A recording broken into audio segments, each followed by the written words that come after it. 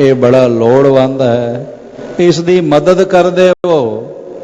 ये सेवा का नीवा पद्धर है। खिमा मंग के कहना चाहता, मदद ते कीती, सेवा ते कीती, पर अगले नू नीवा समझ छड्या, अगले नू छोटा समझ छड्या, अगले नू गरीब समझ छड्या।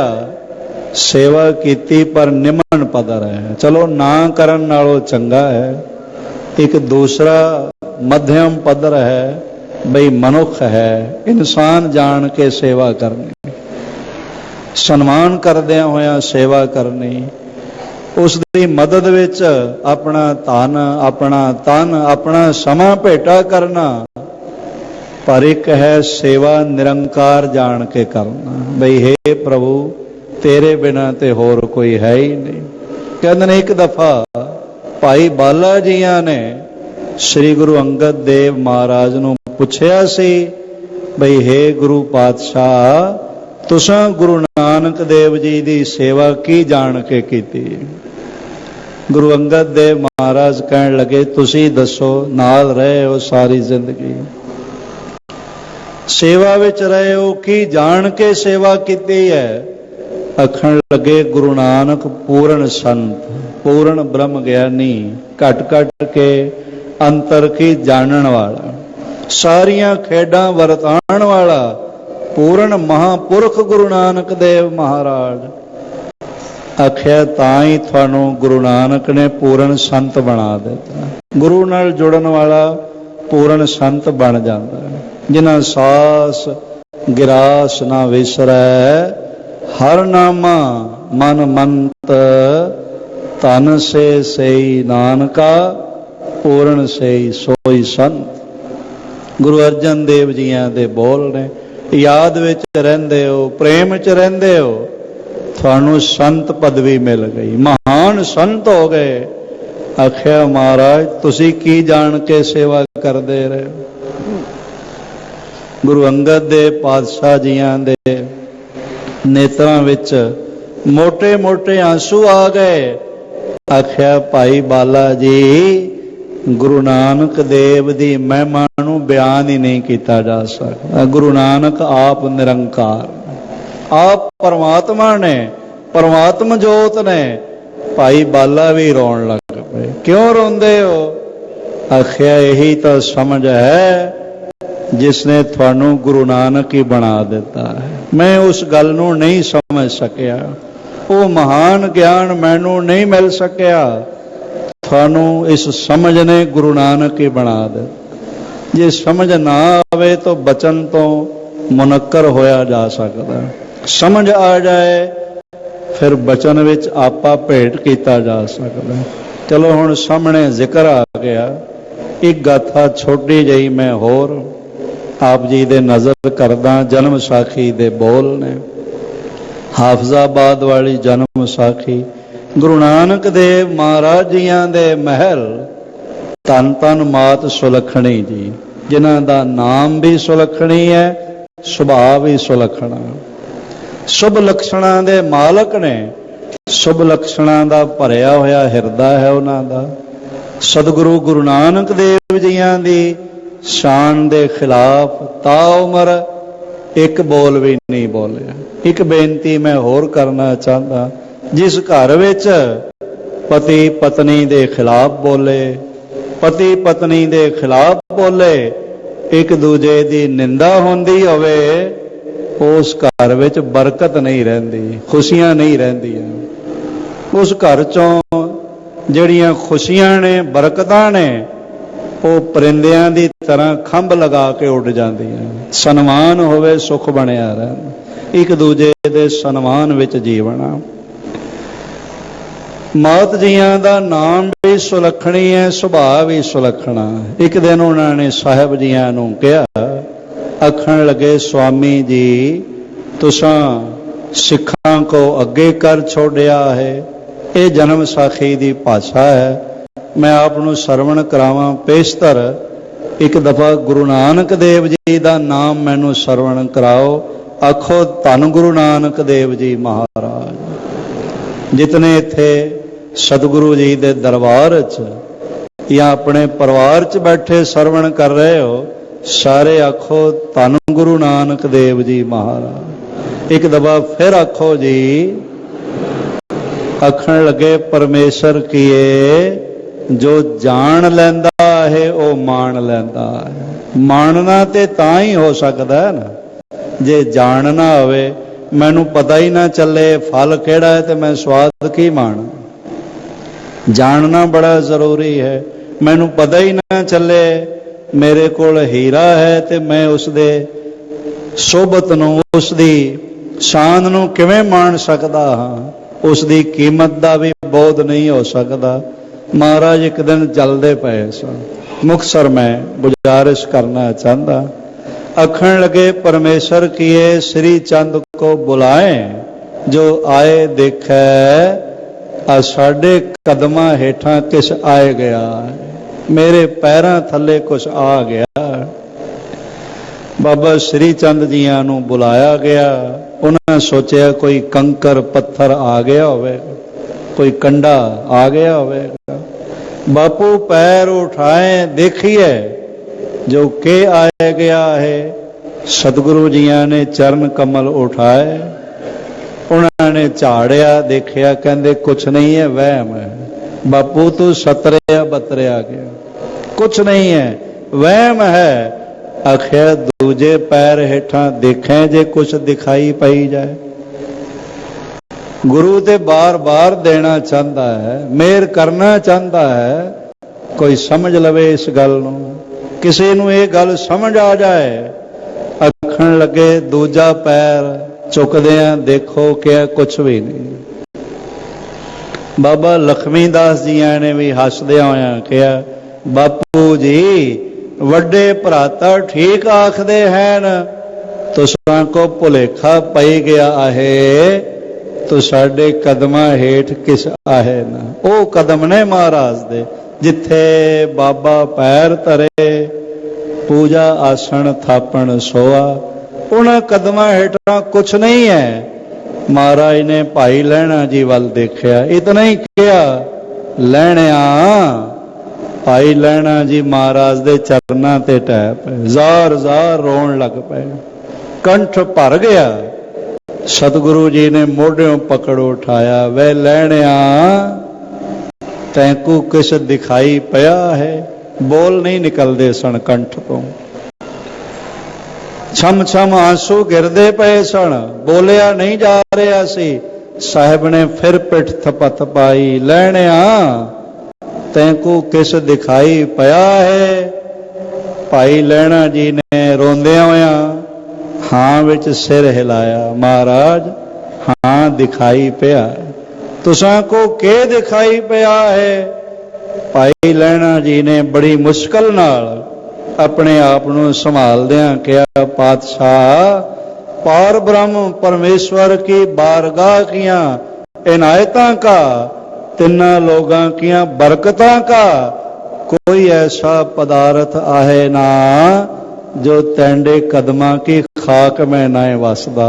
सब बरकतां तेंडे कदमां की खाक वसदियां हैं, रहमतां खाक में वसदियां हैं। सतगुरु खिल खिला के हस पे, तां बाबा हसया। आखण लगे परमेश्वर कीए जो जान लैंदा है वो मान लैंदा। ये जानना बड़ा जरूरी है। मैनू कई ऐसे सज्जन मिलते ने जेड़े कहंदे ने बई श्री दरबार साहब गए हैं ते साडा कैंसर दा रोग ठीक हो गया। बड़े मिलते, रोजाना मिलते। मेरा ए रोग ठीक हो गया, मेरा कारोबार ठीक हो गया, मेरे घर दा माहौल ठीक हो गया। ते मैं कहना सारा जगत ये जान लवे ते शरदा नू अपना लवे, उन्हां दे घर विच ना कोई बेबरकती रह सकती है, ना कोई तन विच रोग रह सकता है, ना मन विच सोग रह सकता। रोग सोग सब मिट गए, नित नवा निरोआ। पर ये उन्हां लई होंदा है जेड़े जान लैंदे। जानना बड़ा लाजमी है। श्री गुरु नानक देव महाराज, गुरु गोबिंद सिंह महाराज ਤੇ ਗੁਰੂ ਗ੍ਰੰਥ ਸਾਹਿਬ ਵਿੱਚ ਇੱਕ ਫਰਕ ਨਹੀਂ ਹੈ। ਇੱਕ ਤਿਲ ਜਿਤਨਾ ਵੀ, ਰਾਈ ਦੇ 100ਵੇਂ ਹਿੱਸਾ ਜਿਤਨਾ ਵੀ ਫਰਕ ਨਹੀਂ ਹੈ, ਪਰ ਉਹਨਾਂ ਵਾਸਤੇ ਜਿਨ੍ਹਾਂ ਨੇ ਜਾਣ ਲਿਆ। ਬੜੇ ਮਹਾਂਬੋਲ ਨੇ ਮੇਰੇ ਸਤਿਗੁਰੂ ਪਾਤਸ਼ਾਹ ਜੀ ਦੇ।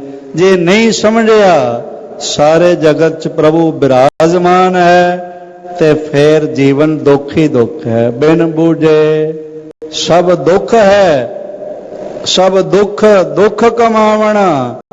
ਤੇ ਕੀ ਹੋਵੇਗਾ? ਹਉਮੈ ਵੱਧਦੀ ਜਾਏਗੀ, ਅਹੰਕਾਰ ਵੱਧਦਾ ਜਾਵੇਗਾ। ਬਿਨ ਬੂਝੇ ਸਭ ਦੁੱਖ ਦੁੱਖ ਕਮਾਵਣਾ। ਤੇ ਹਉਮੈ ਵਿੱਚ ਕੀ ਹੋਵੇਗਾ? ਜੰਮਦਾ ਮਰਦਾ ਰਹਿ, ਬਾਰ ਬਾਰ ਬਾਰ ਬਾਰ ਜੰਮਦਾ ਰਹਿ, ਮਰਦਾ ਰਹਿ, ਜੰਮਦਾ ਰਹਿ, ਮਰਦਾ ਰਹਿ। ਜਮ ਜਮ ਮਰੈ, ਮਰੈ ਫਿਰ ਜੰਮੈ, ਬਹੁਤ ਸਜ਼ਾਏ ਪਿਆ ਦੇਸ਼ ਲੰਮੇ। ਲੰਮਾ ਰਸਤਾ ਹੈ 84 ਲੱਖ ਜੌਨ ਦਾ। ਫਿਰ ਹਉਮੈ ਵਿੱਚ ਬਾਰ ਬਾਰ ਮਰਨਾ ਹੁੰਦਾ ਹੀ ਰਹੇਗਾ। ਜੇ ਸਮਝ ਨਾ ਆਵੇ ਕਿ ਕਰਤਾ ਪੁਰਖ ਤੋਂ ਬਿਨਾਂ ਹੋਰ ਕੋਈ ਨਹੀਂ ਹੈ। ਆਓ ਇਹਨਾਂ ਮੁਬਾਰਕ ਪੰਕਤੀਆਂ ਦੀ ਪਾਠ ਤੇ ਵਿਚਾਰ ਸਰਵਣ ਕਰੀਏ। ਪੇਸ਼ਤਰ ਇੱਕ ਦਫਾ ਗੁਰੂ ਰਾਮਦਾਸ ਮਹਾਰਾਜ ਜੀਆਂ ਦੇ ਚਰਨ ਆਪਣੀ ਰਸਨਾ ਤੇ ਪਵਾਉਂਦਿਆਂ ਹੋਇਆਂ ਆਖੋ ਧੰਨ ਗੁਰੂ ਰਾਮਦਾਸ ਜੀ ਮਹਾਰਾਜ। ਇੱਕ ਦਫਾ ਫਿਰ ਸਾਰੇ ਆਖੋ ਜੀ ਧੰਨ ਗੁਰੂ ਰਾਮਦਾਸ ਜੀ ਮਹਾਰਾਜ। ਹਾਂਜੀ, ਸਤਨਾਮ ਸ੍ਰੀ ਵਾਹਿਗੁਰੂ ਸਾਹਿਬ ਜੀ। ਸੂਹੀ ਮਹੱਲਾ ਪਹਿਲਾ। ਇਹ ਸੂਹੀ ਰਾਗ ਹੈ, ਨਾਲ ਕਾਫੀ ਮਿਸ਼ਰਤ ਹੈ। ਰਾਗਣੀ ਹੈ ਸੂਹੀ ਰਾਗ, ਮਾਲਾ ਦੇ ਮੁਤਾਬਕ ਉੱਚੋ ਸੁਰ ਸੁਹੋਪਨ ਕੀਨੀ। ਮੇਘ ਰਾਗ ਸਿਉ ਪਾਂਚੋ ਚੀਨੀ। ਮੇਘ ਰਾਗ ਦੀ ਰਾਗਣੀ ਸੂਹੀ ਨੂੰ ਕਹਿੰਦੇ ਨੇ। ਕਾਫੀ ਥਾਟ ਨਾਲ ਮਿਸ਼ਰਤ ਹੈ।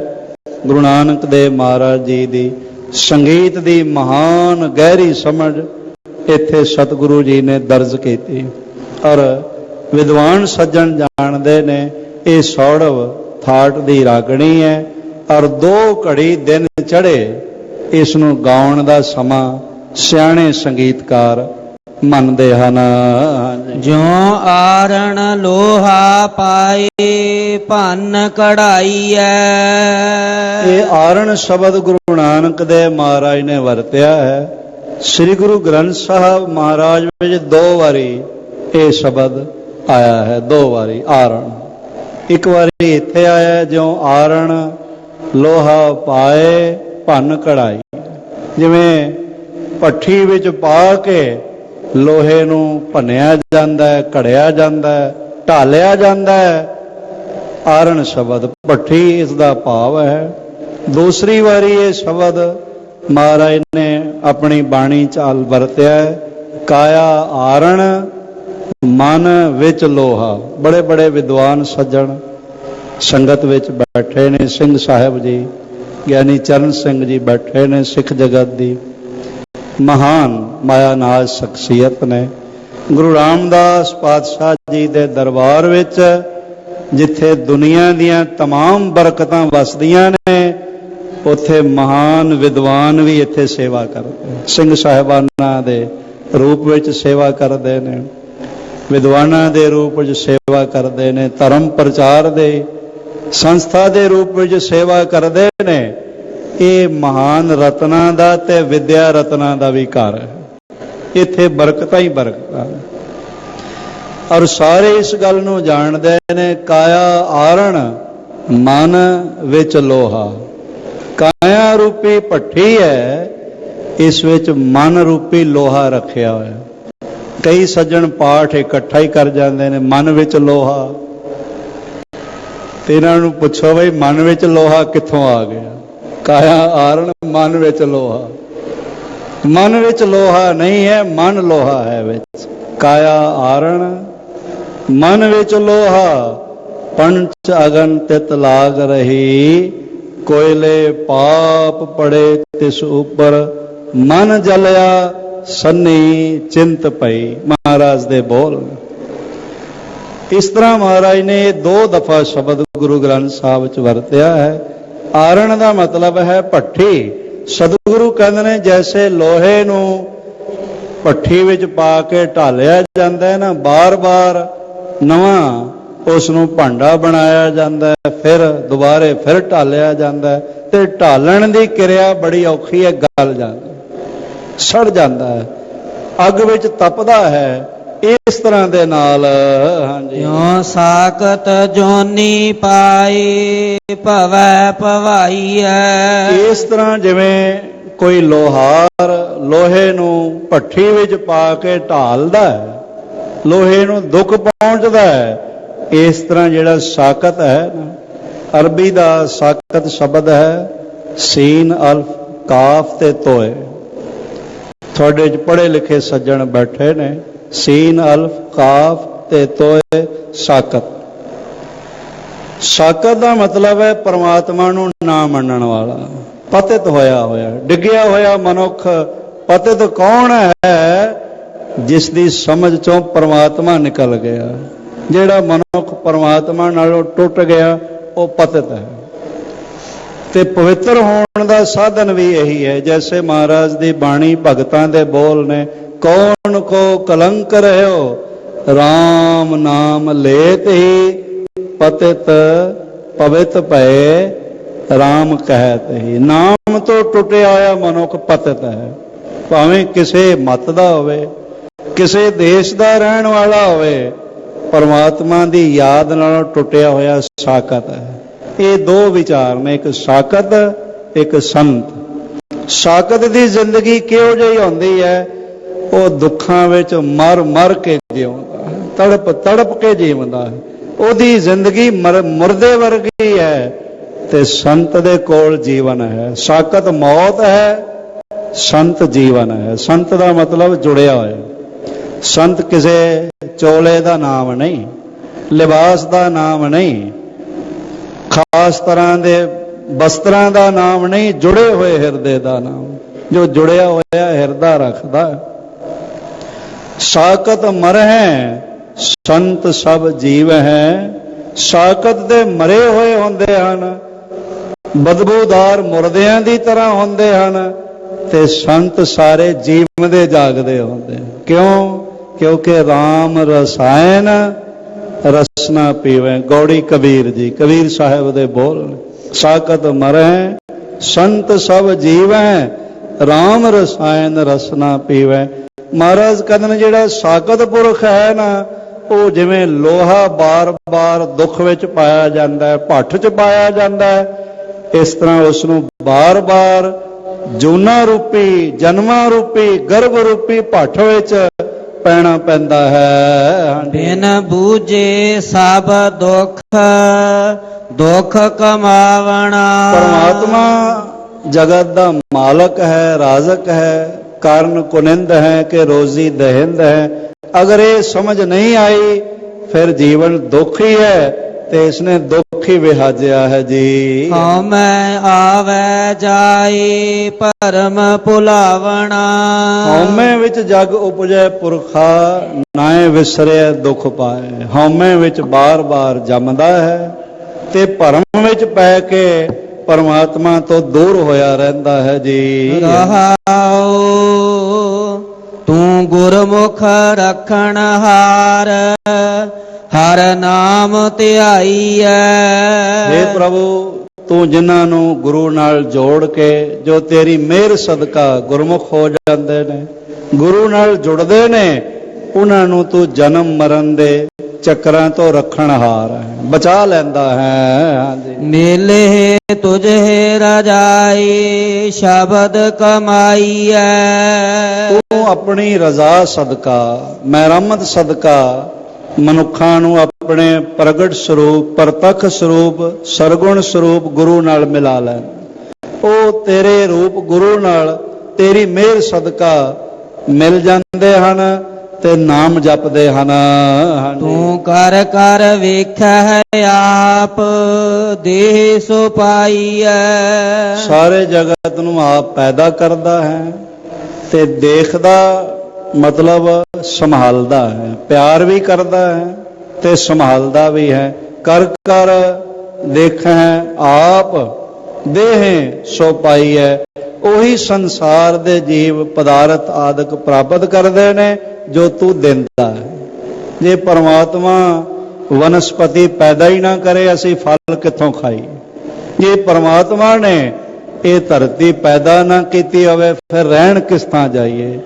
ਤਾਂ ਜੇ ਤੂੰ ਜੋ ਤੂੰ ਦਿੰਦਾ ਹੈ ਉਹੀ ਅਸੀਂ ਪ੍ਰਾਪਤ ਕਰਦੇ ਹਾਂ। ਤੂੰ ਦੇਖੈ ਹੈ ਥਾਪ ਉਥਾਪ ਦਰ ਵੀ ਨਾਈਐ। हे ਪ੍ਰਭੂ, ਸਾਰੇ ਜਗਤ ਨੂੰ ਤੂੰ ਪੈਦਾ ਵੀ ਕਰਦਾ ਹੈ, ਫਿਰ ਸੰਭਾਲ ਵੀ ਲੈਂਦਾ ਹੈ, ਆਪ ਸੰਭਾਲਦਾ ਹੈ। ਬਿਨਾਈਏ ਦਾ ਮਤਲਬ ਹੈ ਸਾਰਾ ਤੇਰੀ ਨਜ਼ਰ ਵਿੱਚ ਹੈ। ਬੀਨਾ ਤੋਂ ਭਾਵ ਨਜ਼ਰ, ਬਿਨਾਈਏ ਤੋਂ ਭਾਵ ਤੇਰੀ ਨਜ਼ਰ ਵਿੱਚ ਹੈ ਸਾਰਾ ਜਗਤ। ਚਿੱਤੇ ਅੰਦਰ ਸਭ ਕੋ ਵੇਖ ਨਦਰੀ ਹੇਠ ਚਲਾਏਂਦਾ, ਸਾਰਾ ਜਗਤ ਤੇਰੀ ਨਜ਼ਰ ਵਿੱਚ ਹੈ, ਭਾਵ ਤੂੰ ਦੇਖਦਾ ਪਿਆ ਹੈ। ਦੇਹੀ ਹੋਵਗ ਖਾਕ ਪਵਨ ਉਡਾਈਐ। ਇਹ ਜਿਹੜੀ ਦੇਹੀ ਹੈ ਇੱਕ ਦਿਨ ਖਾਕ ਹੋ ਜਾਂਦੀ ਹੈ, ਤੇ ਇਹਦੀ ਧੂੜ ਵੀ ਹਵਾ ਵਿੱਚ ਉੱਡ ਜਾਂਦੀ ਹੈ, ਭਾਵ ਨੇਸ ਤੋਂ ਨਾਬੂਦ ਹੋ ਜਾਂਦੀ ਹੈ। ਇਹੋ ਕਿਥੈ ਘਰ ਔਤਾਕ ਮਹਿਲ ਨਾ ਪਾਈਐ। ਔਤਾਕ ਦਾ ਮਤਲਬ ਹੈ ਬੜੇ ਸੋਹਣੇ ਮਹਿਰਾਬਦਾਰ ਘਰ, ਬੈਠਕਾਂ ਆਦਿਕ, ਬੈਠਕ ਖਾਨੇ, ਮਹਿਮਾਨ ਖਾਨੇ, ਜਿਨ੍ਹਾਂ ਨੂੰ ਵਿਸ਼ੇਸ਼ ਰੂਪ ਵਿੱਚ ਸਜਾਇਆ ਹੁੰਦਾ, ਸੰਵਾਰਿਆ ਹੁੰਦਾ ਹੈ।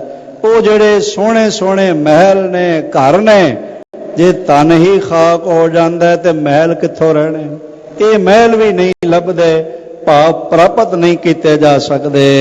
ਇਹੋ ਦੀਵੀ ਅੰਧ ਘੋਰ ਕਬ ਮੁਹਾਈਐ। ਤੇ ਚਿੱਟੇ ਦਿਨ ਚਾਨਣ ਹੁੰਦਿਆਂ ਮਨੁੱਖ ਇਸ ਤਰ੍ਹਾਂ ਜੀਵਦਾ ਜਿਵੇਂ ਘੋਰ ਹਨੇਰੇ ਵਿੱਚ ਹੋਵੇ। ਕਬ ਮੁਹਾਈ ਹੈ, ਤੇ ਕਬ ਦਾ ਮਤਲਬ ਹੈ ਘਰ ਦਾ ਸਾਰਾ ਸਾਜੋ ਸਮਾਨ, ਇਹਦਾ ਘਰ ਹੀ ਲੁੱਟਿਆ ਜਾਂਦਾ ਹੈ। ਇਹ ਤੇ ਦੁੱਖ ਦੀ ਗੱਲ ਹੈ ਨਾ ਕਿ ਦਿਨ ਦੀਵੀਂ ਘਰ ਲੁੱਟਿਆ ਜਾਏ। ਚਲੋ ਕੋਈ ਰਾਤ ਹੋਵੇ, ਸੁੱਤਾ ਹੋਵੇ, ਘਰ 'ਚ ਨਾ ਹੋਵੇ, ਘਰ ਲੁੱਟਿਆ ਜਾਏ, ਪਰ ਦਿਨ ਦੀਵੀਂ ਘਰ ਲੁੱਟਿਆ ਜਾ ਰਿਹਾ ਪਰਮਾਤਮਾ ਦੀ ਸਮਝ ਤੋਂ ਬਿਨਾ। ਗਰਭ ਮੁਸੈ ਘਰ ਚੋਰ ਕਿਸ ਰੁਆਈਐ। ਹਉਮੈ ਆਦਿਕ ਜਿਹੜੇ ਚੋਰ ਨੇ ਉਹ ਘਰ ਲੁੱਟਦੇ ਜਾ ਰਹੇ ਨੇ। ਕਿਸ ਰੂਹ ਆਈ ਹੈ, ਰਵਾਈਏ ਸ਼ਬਦ ਨਹੀਂ ਹੈ। ਰਵਾਈਏ ਦਾ ਮਤਲਬ ਹੁੰਦਾ ਹੈ ਰੋਣਾ, ਤੇ ਰੂਹ ਆਈਏ ਦਾ ਮਤਲਬ ਹੁੰਦਾ ਹੈ ਪੁਕਾਰ ਕਰਨੀ। ਕਿਸ ਨੂੰ ਜਾ ਕੇ ਆਖੀਏ? ਪੁਕਾਰ ਵੀ ਤੇ ਤਾਂ ਹੀ ਕਰੇ ਨਾ ਜੇ ਸਮਝ ਹੋਵੇ।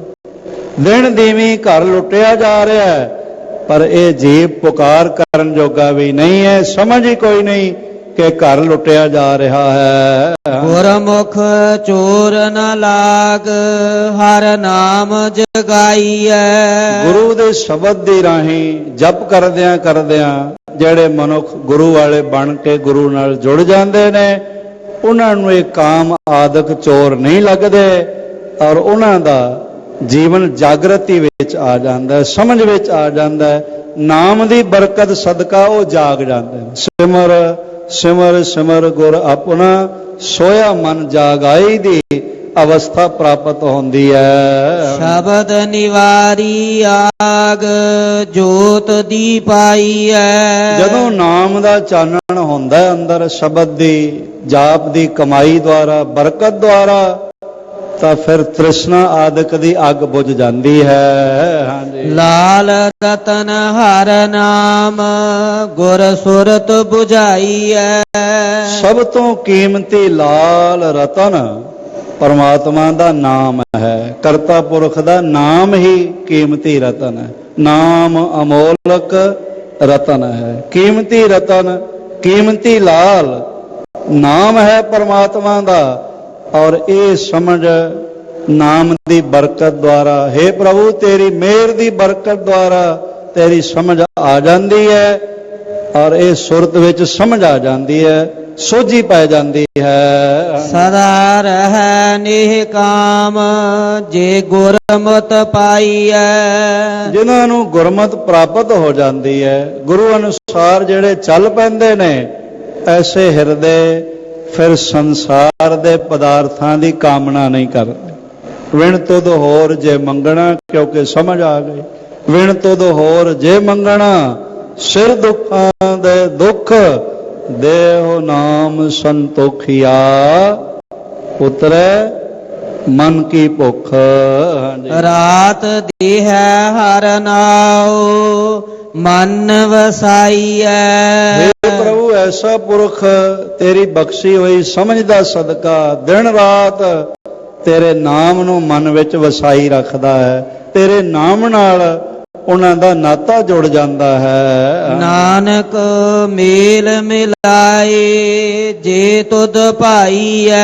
ਤੇਰੀ ਰਜ਼ਾ ਸਦਕਾ ਤੈਨੂੰ ਭਾ ਜਾਵੇ ਤਾਂ हे ਪ੍ਰਭੂ ਨਾਮ ਨਾਲ ਜੋੜ ਕੇ ਤੂੰ ਉਹਨਾਂ ਨੂੰ ਆਪਣੇ ਨਾਲ ਮਿਲਾ ਲੈਂਦਾ ਹੈ, ਆਪਣੇ ਵਿੱਚ ਅਭੇਦ ਕਰ ਦਿੰਦਾ ਹੈ। ਸਤਿਗੁਰੂ ਮਿਹਰਾਂ ਕਰ ਦੇਵਣ, ਬਾਕੀ ਗੱਲਾਂ ਬੇਸ਼ੱਕ ਯਾਦ ਨਾ ਰੱਖਣੀਆਂ ਪਰ ਇੱਕ ਸਮਝ ਅਪਣਾ ਲੈਣਾ, ਜ਼ਰੂਰ ਅਪਣਾ ਲੈਣਾ ਕਿ ਗੁਰੂ ਗ੍ਰੰਥ ਸਾਹਿਬ ਮਹਾਰਾਜ ਵਿੱਚ ਤੇ ਗੁਰੂ ਨਾਨਕ ਦੇਵ ਜੀ ਵਿੱਚ ਫਰਕ ਕੋਈ ਨਹੀਂ ਹੈ। ਇਹ ਬਾਹਰੋਂ ਉਂਝ ਹੀ ਆਖਣ ਲੱਗ ਪੈਣਾ, ਭਾਵੇਂ ਉਂਝ ਹੀ ਕਹਿਣ ਲੱਗ ਪੈਣਾ ਬਈ ਹੈ ਗੁਰੂ ਗ੍ਰੰਥ ਸਾਹਿਬ ਮਹਾਰਾਜ ਤੁਸੀਂ ਗੁਰੂ ਨਾਨਕ ਹੋ। ਕਹਿੰਦੇ ਕਹਿੰਦੇ ਗੁਰੂ ਨਾਨਕ ਦਿਖਣ ਲੱਗ ਪੈਣਗੇ। ਹੈ ਗੁਰੂ ਨਾਨਕ ਤੂੰ ਨਿਰੰਕਾਰ ਹੈ, ਨਿਰੰਕਾਰ ਦਿਖਾਈ ਪੈਣ ਲੱਗ ਪਵੇਗਾ। ਫਿਰ ਇਹ ਸਮਝ ਆ ਜਾਏਗੀ। ਬੜੇ ਸੋਹਣੇ ਇੱਕ ਆਲਮ ਦੇ ਦੋ ਬੋਲ ਨੇ। ਉਹ ਕਹਿੰਦਾ ਗੁਰੂ ਨਾਨਕ ਗੁਰੂ ਗੋਬਿੰਦ ਸਿੰਘ ਹੀ ਖੁਦਾ ਹੈ, ਜਿਧਰ ਦੇਖਤਾ ਹੂੰ ਉਧਰ ਤੂੰ ਹੀ ਤੂੰ ਹੈ, ਤੂੰ ਹੀ ਜਿਸਮ ਔਰ ਤੂੰ ਹੀ ਤੋ ਰੂਹ ਹੈ। ਫਿਰ ਸਾਡੇ ਤੋਂ ਮੁਖਾਤਬ ਹੁੰਦਿਆਂ ਕਹਿੰਦਾ ਦੀਦਾਰੇ ਖੁਦਾ गर ना हो तुमने देखा, गुरु नानक को देखो वही हू बहू है। ओ गुरु नानक निरंकार है। गुरु नानक ही गुरु ग्रंथ साहब महाराज ने, गुरु रामदास ने, फर्क कोई नहीं है। सतगुरु ऐसी विद बनावन, ऐसियां मेहरां दी दात झोली विच पावन। बड़े प्रेम नाल एकाग्रता नाल आप सारियां ने सरवण कीता। गुरु सारियां नूं सानू ਇਹ ਸਮਝ ਦੀ ਤੌਫੀਕ ਬਖਸ਼ਣ, ਨਿਵਾਜਿਸ਼ ਕਰਨ। ਸਾਨੂੰ ਗੁਰੂ ਬਿਨਾ ਹੋਰ ਕੋਈ ਦਿਖਾਈ ਨਾ ਪਵੇ।